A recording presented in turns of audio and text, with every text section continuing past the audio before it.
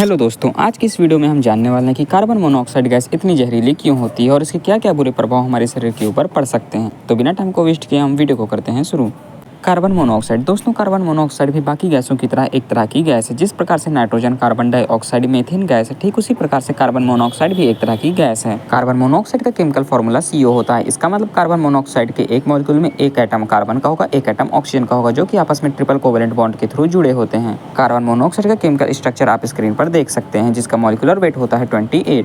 ये तो बात हो गई कुछ जनरल इंट्रोडक्शन की। अब आइए इसके हार्मफुल होने के पीछे की वजह को जानते हैं। दोस्तों, ये तो आप सबको पता होगा कि हमें जिंदा रहने के लिए ऑक्सीजन की जरूरत पड़ती है और इसी जरूरत को पूरा करने के लिए हम सांस लेते हैं। जब हम सांस लेते हैं तो हमारे एटमॉस्फेयर की एयर हमारे लंग में जाती है, जिसमें पाया जाता है ऑक्सीजन। अब जो एयर हमारे लंग में जाती है उसमें से जो ऑक्सीजन होता है वो हमारे ब्लड में डिफ्यूजन के थ्रू चला जाता है। अब जो दोस्तों हमारा ब्लड होता है उसके अंदर RBC पाई जाती है, जिसका पूरा नाम रेड ब्लड सेल्स होता है, जिसके अंदर हीमोग्लोबिन पाया जाता है। हीमोग्लोबिन एक रेड कलर का आयरन कंटेनिंग पिगमेंट होता है, जो कि दो चीज से मिलकर बना होता है। एक हेम पार्ट होता है जो कि आयरन का होता है, एक ग्लोबिन पार्ट होता है मतलब प्रोटीन वाला पार्ट होता है। अब जो ऑक्सीजन हमारे लंग से ब्लड में जाती है वो ब्लड में जाकर RBC के अंदर हीमोग्लोबिन से उसके हेम पार्ट से रिवर्सिबल मैनर में बाइंड कर जाती है। अब दोस्तों, जो ऑक्सीजन हीमोग्लोबिन के हेम पार्ट से बाइंड होती है वो रिवर्सिबल मैनर में बाइंड होती है, जिसका मतलब होता है हीमोग्लोबिन से ऑक्सीजन जुड़ भी सकती है और बाद में जरूरत पड़ने पे वो ऑक्सीजन हीमोग्लोबिन से अलग भी हो जाती है। इसे कहते हैं रिवर्सिबल मैनर।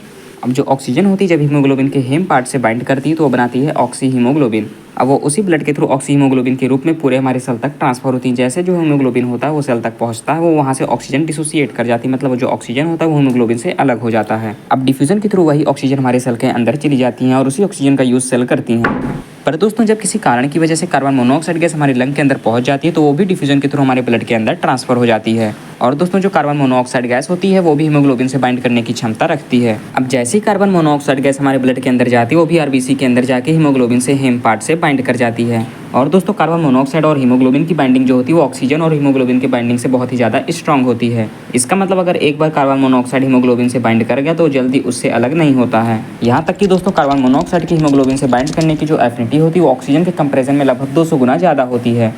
इसका मतलब कार्बन मोनोऑक्साइड ऑक्सीजन से लगभग 200 गुना ज़्यादा तेजी से जाके हीमोग्लोबिन से बाइंड कर जाता है।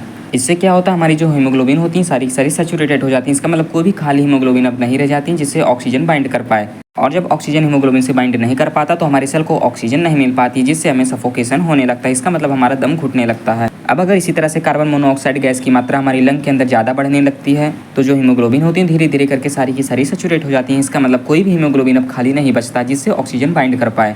और जब ऑक्सीजन हीमोग्लोबिन से बाइंड नहीं कर पाता तो हमारे किसी भी सेल या टिश्यू को ऑक्सीजन नहीं मिल पाता है, जिससे हमारी मृत्यु हो जाती है। और इसीलिए जो कार्बन मोनोऑक्साइड गैस होती है वो ह्यूमन्स के लिए बहुत ही ज़्यादा जहरीली होती है। इससे ह्यूमन की जान तक भी जा सकती है। अब अगर दोस्तों कार्बन मोनोऑक्साइड गैस इतनी ज़्यादा खतरनाक है तो आखिर इससे बचा कैसे जा सकता है। इससे बचने के लिए हमें कभी भी किसी भी प्रकार की प्लास्टिक हुए, रबर हुए, बॉटल्स हुए, थर्माकोल से या फिर पॉलीथीन को नहीं जलाना चाहिए, क्योंकि जब ये चीज़ें जलती हैं तो इनके साथ CO2 के साथ साथ कार्बन मोनोऑक्साइड गैस भी निकलती है। और दोस्तों, जो फैक्ट्रियाँ होती हैं, कोल माइंस होती हैं या फिर ईंट की भट्टी होती है, इनसे जो धुएं निकलते हैं उसमें भी काफ़ी ज़्यादा मात्रा में कार्बन मोनोऑक्साइड पाई जाती है। यहाँ तक कि दोस्तों, जब कोयले को जलाया जाता है तो उसमें भी कार्बन मोनोऑक्साइड की गैस निकलती है। इसलिए हमें कभी भी ठंडक में बंद कमरे के अंदर आग जला के नहीं सोना चाहिए, क्योंकि जब हमारे कमरे बंद होते हैं तो जो गैस होती है वो बाहर निकल नहीं पाती और इससे हमारी मृत्यु भी हो सकती है।